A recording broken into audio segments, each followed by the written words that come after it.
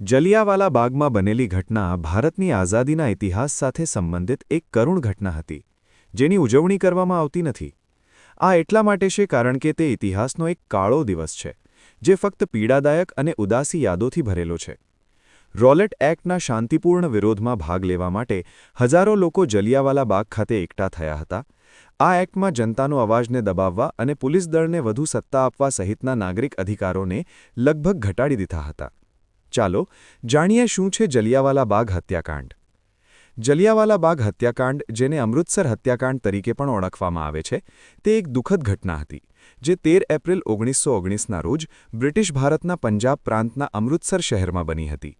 તે બ્રિટિશ સંસ્થાનવાદી શાસનથી સ્વતંત્રતા માટેના ભારતના સંઘર્ષના સૌથી કાળા દિવસો પૈકીનો એક હતો.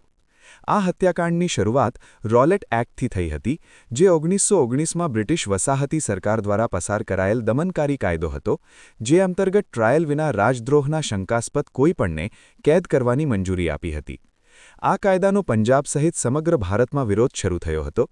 અમૃતસરમાં જલિયાવાલા બાગ ખાતે વિરોધ પ્રદર્શન માટે એક જૂથ એકઠા થયું હતું.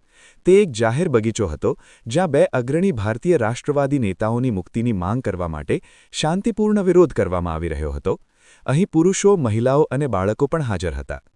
જનરલ રેજિનાલ્ડ ડાયરની આગેવાની હેઠળની બ્રિટિશ સરકારે વિરોધને તેમની સત્તા માટે જોખમ તરીકે જોયું અને પગલાં લેવાનું નક્કી કર્યું.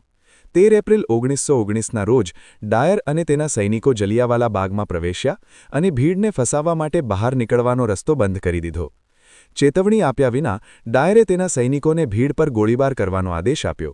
ગોળીબાર લગભગ 10 મિનિટ સુધી ચાલ્યો હતો, જ્યાં સુધી સૈનિકોને ગોળીઓ ખત્મ ન થઈ ત્યાં સુધી. અંતે અંદાજે 400થી 1000 લોકોએ જીવ ગુમાવ્યો હતો, જ્યારે 1200થી વધુ લોકો ઇજાગ્રસ્ત થયા હતા.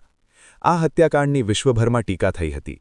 દબાણ હેઠળ ભારતના સેક્રેટરી ઓફ સ્ટેટ એડવિન મોન્ટાગુએ 1911માં હન્ટર કમિશનની રચના કરી.